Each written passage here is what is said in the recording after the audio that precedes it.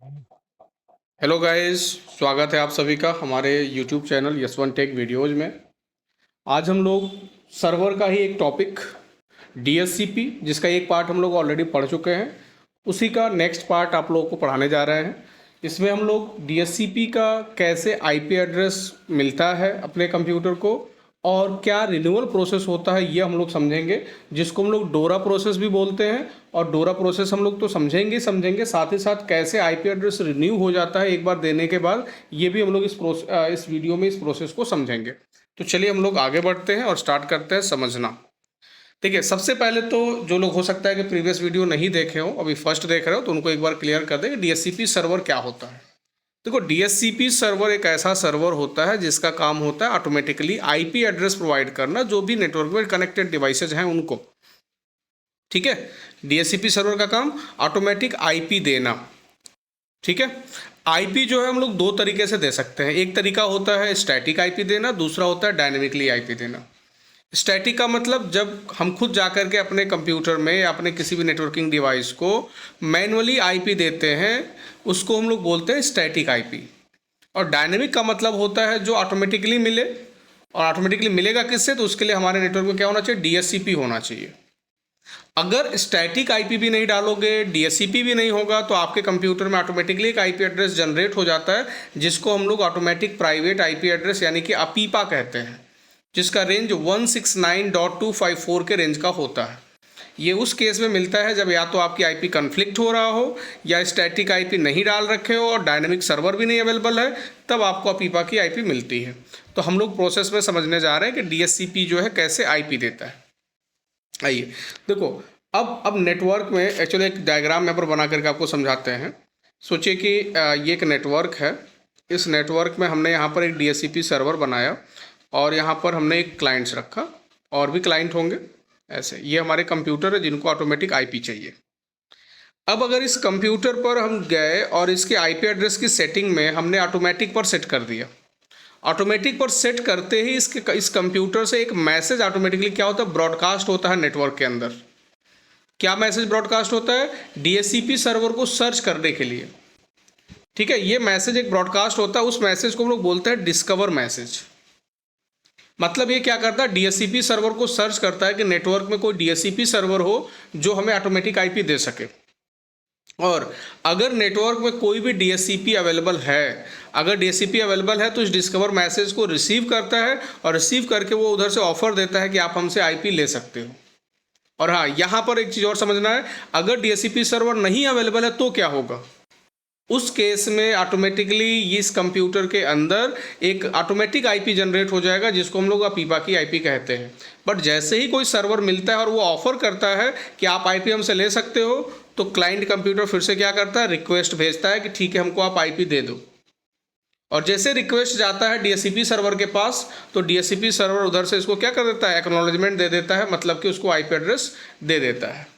इसी प्रोसेस को हम लोग डोरा प्रोसेस कहते हैं। इसमें अब डोरा कहाँ पर है, तो देखो, डिस्कवर का डी, ऑफर का ओ, रिक्वेस्ट का आर और एक्नॉलेजमेंट का ए।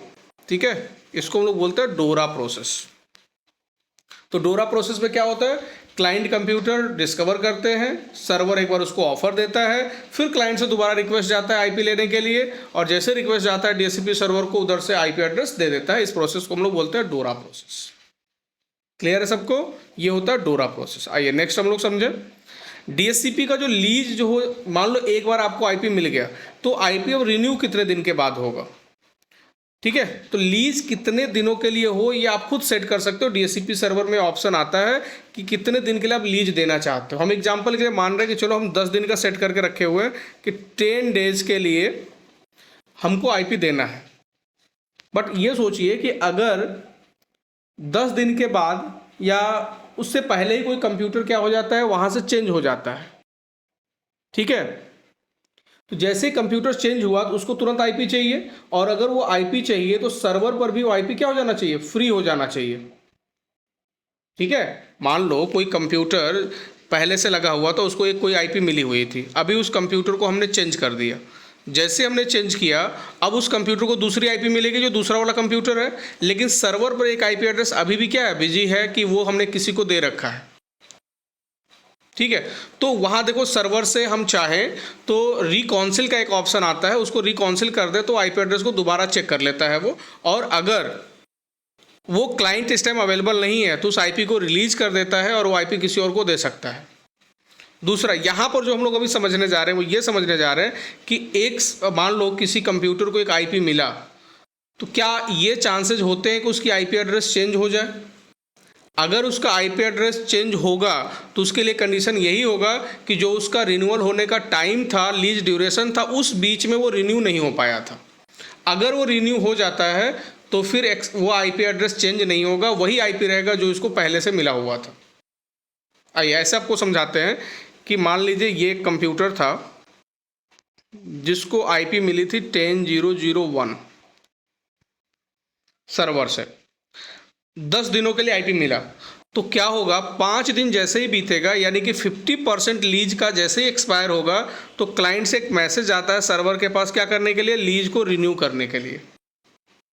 अगर उस टाइम में मान लीजिए सर्वर अवेलेबल नहीं है, अगर अवेलेबल नहीं है तो कोई बात नहीं है, ऐसा नहीं कि इसका आईपी हट जाएगा, ये 10.0.0.1 आईपी रहेगा, लेकिन दोबारा एक अटेम्प्ट और होगा। 87.5% जब लीज ड्यूरेशन खत्म हो जाएगा, जितना भी टाइमिंग होगा, 10 दिन का है तो उसका 87.5%, जैसे टाइम एक्सपायर होगा एक बार फिर से रिन्यूअल प्रोसेस के लिए मैसेज आएगा। और अगर इस बार भी मिल गया, दोनों सर्वर क्लाइंट आपस में मिल गए, कनेक्ट हो गए, उनका आपस में कम्युनिकेशन हो गया, तो ये आईपी एड्रेस क्या हो जाएगा, फिर से रिन्यू हो जाएगा अगले 10 दिनों के लिए। और अगर ये दोनों अटेम्प्ट में, पहला अटेम्प्ट जो 50% एक्सपायर होने पे था, दूसरा 87.5% पे था, दोनों ही में आपस में अगर कम्युनिकेशन नहीं हुआ, सर्वर अनअवेलेबल रहा, उस केस में क्या होगा कि 10 डेज के बाद आईपी एड्रेस ही ऑटोमेटिकली एक्सपायर हो जाएगा और उस कंप्यूटर में ऑटोमेटिकली एक आईपी आ जाएगा 169.254 के रेंज का। इसी को हम लोग अपीपा की आईपी भी कहते हैं।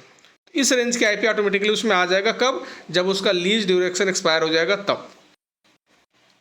ठीक है, बट ये याद रखिएगा, 2 बार कोशिश होती है, एक बार 50% कंप्लीट होने पर, एक बार 87.5% कंप्लीट होने पर, उसके बाद ही दूसरी आईपी एड्रेस असाइन होती है या आईपी एड्रेस एक्सपायर होता है। ठीक है, तो इस वीडियो में हम लोगों ने डीएससीपी कैसे आईपी देता है, यानी कि डोरा प्रोसेस, और कैसे आईपी एड्रेस रिन्यू होता है, ये हम लोगों ने पढ़ा। अगर आप लोगों को वीडियो अच्छा लगा हो, आप लोग लाइक कर लीजिएगा, नए होंगे तो सब्सक्राइब कर दीजिएगा। ठीक है, थैंक यू आप वीडियो देखने के लिए। मिलते हैं फिर नए वीडियो में।